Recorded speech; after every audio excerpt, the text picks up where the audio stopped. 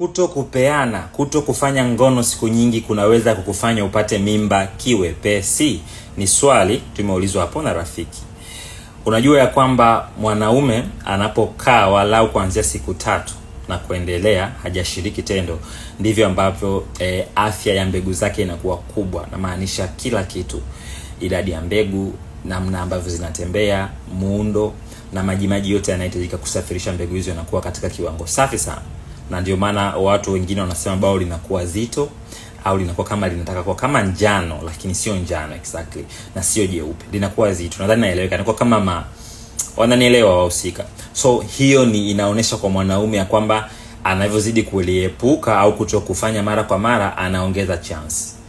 Kwa hiyo kwa mwanamke ni hapana kabisa. Mwanamke, kumbuka, yai lake alihusiani na kila mwezi yai moja linatoka. Mara chache sana yanatoka mayai mawili, mara chache sana. Lakini kila mwezi mwanamke linatoka yai moja. Yai hilo linatoka kwenye siku maalum. Kwa hiyo hata usipofanya kwa miaka 10, mayai yanaendelea kutoka.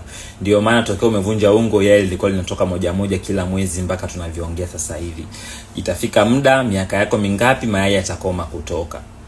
Itafika muda mayai yao yataisha kabisa. Kwa hiyo kila siku ni hivyo. Kufanya kwa mwanamke haimaanishi atapata mimba kiwepesi. Kama una changamoto haupati mimba kiwepesi, basi kuna issue nyingine. Ila kwa kupumzika haimaanishi utapata mimba kiwepesi. Nataka uniambie kwenye comment, wewe na baba mwenye nyumba na huyo mama mwenye nyumba, mnakaa siku ngapi mkipumzisha hizo injini kabla ya kuja kupeana tena? Ratiba yenu ipoje? Ukishare kwenye comment itasaidia kumkumbusha fulani kwamba pengine wao wananyimana au wanapeana sana, kwa sababu kuna umuhimu wa kwenda na itifaki. So share kwenye comment, lakini pia ukishare makala hii na rafiki utakuwa umefanya jambo murua sana. Kumbuka hii ni Swahili Medics, jitambue, jitibu, jiamini.